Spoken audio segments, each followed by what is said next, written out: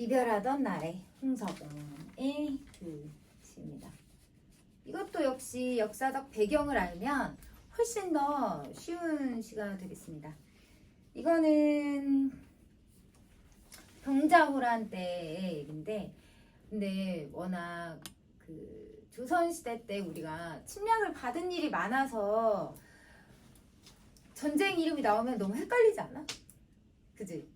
나는 어떤 일의 원인과 결과에 대해서 얘기를 하면 맞아, 그런 전쟁이 있었어, 이렇게는 하겠는데 무슨 전쟁이요? 이름을 딱 대고 그 전쟁의 결과를 얘기하시오 이러면 좀 헷갈리는 그런 게 있거든. 그래서 이 전쟁에 대해서 병자호란만 얘기하면 잘 모를 테니까 조금 더 상세히 얘기를 해볼게. 이때는 인조 때의 얘기고, 우리가 전쟁을 겪으면서 두 가지의 파가 싸울 때야. 왜냐면 자, 항복을 합시다. 그리고 화친 정책을 맺읍시다. 그럴 때고, 이것만 조금만 하고 넘어갈게요. 이거는 두고두고 헷갈릴 것 같아서. 이렇게 있으면 우리나라가 이거 그림 여기까지만 그려. 중국의 위로 보면 옛날에 여진족이 있고 뭐 중국 있고 막 이렇게 막 우리가 헷갈리잖아. 근데 이렇게 생각하면 돼. 옛날부터 우리가 교류를 해오던 건 중국 한족이라고 해가지고 늘 흔하게 하던 사람들이 있었고, 오랑캐, 여진족 막는다고 하는 사람들이 있었는데 어느 순간 오랑캐가 굉장히 세진 거야. 그래서 오랑캐가 명나라를 잡아먹는 사태가 생겼어. 근데 우리나라는 화친을 예로부터 누구랑 했냐면 옛날에 한족 명나라 쪽하고만 계속 해왔단 말이야. 그러다가 이쪽이 다 여기를 다 해서 그 다음에 이렇게 내려오게 된 거야. 그러니까 우리나라는 이 오랑캐와 화친을 맺을 것인가, 화친을 하지 않을 것인가를 두고 싸우게 된 것이지.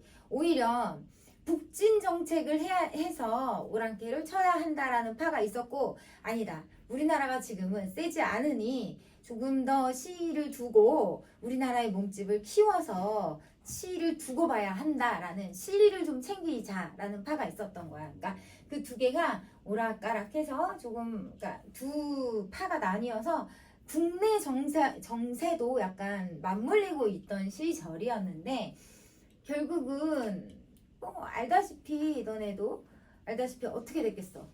졌지. 우리가 져서 머리를 3번 찢고 뭐 이런 일이 있었잖아. 그래서 결국 왕자들, 두 왕자가 끌려가게 되지. 끌려가서 사실 뭐 안 좋은 대우를 받았던 건 아니고요. 끌려가서 볼모로 잡혀간다, 이렇게 이제 얘기가 나오는데, 그 볼모로 잡혀가는 상황을 보고 눈물을 흘리는 그 장면입니다. 이렇게 생각하시면 되겠어요. 갑시다. 이별하던 날에, 그러니까 그 이별하던 날은 어떤 날이겠어? 왕자와 신하들이 전부 다 압록강을 건너던 그 날이에요. 그래서 두 왕자와 신하들이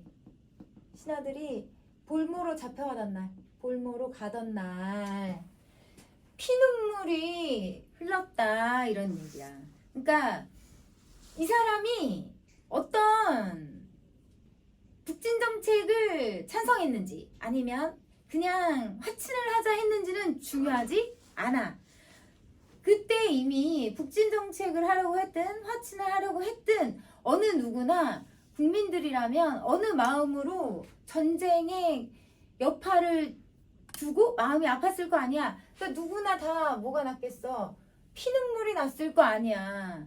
그러니까 피눈물이 많이 흘렀습니다, 이런 뜻이에요. 네, 그래서 이건 자신의 심경이 드러났다라고 얘기할 수 있습니다. 그러니까 여기까지는 이별의 상황이에요. 이별의 상황이고요. 너무 슬퍼. 슬픔을 드러낸다고 할 수 있습니다. 이것밖에 할 말이 없고요. 압록강이라는 건 결국은 어떤 말이야? 배경이 될 수 있겠죠? 네, 압록강은 배경이에요. 압록강에 내린 물이 푸른빛이 전혀 없대요. 원래 강은 푸른빛이 돌아야 되잖아. 깊으면 깊을수록 초록이나 푸른빛이 돌아야 되는 건데 푸른빛이 전혀 없네. 그러면 푸른빛이 왜 없다는 거지? 이게 야, 푸른빛이 없을 수가 없지. 그러니까 약간의 과장법이 들어가 있고요. 그 다음에 이게 또 뭐 슬프다는 말을 또 어떻게 좀 극대화시키고 싶었던 거지. 그러니까 왜 푸른빛이 없냐라는 걸 유추해 볼 수 있는데 나의 피눈물이 푸른 강물로 흘러 들어가서 그 푸른 강물을 다 덮어버린 거야. 그래서 푸른빛이 더 이상 돌지 않습니다. 그럼 여기에서 우리가 볼 수 있는 건 피눈물과 푸른빛의 색채 대비를 볼 수 있어요. 아까도 그랬지만 여기에서 뭘 볼 수 있지? 시각적 감상을 볼 수 있습니다. 그러니까 역시 이것도 감각적 이미지라고 할 수 있네요. 감각적 표현이라고 할 수 있겠다. 네. 배 위에 지금 내가 배 위에 서가지고 다시 서 있는데 배 위에 허여센 사공이래요. 허여센 사공.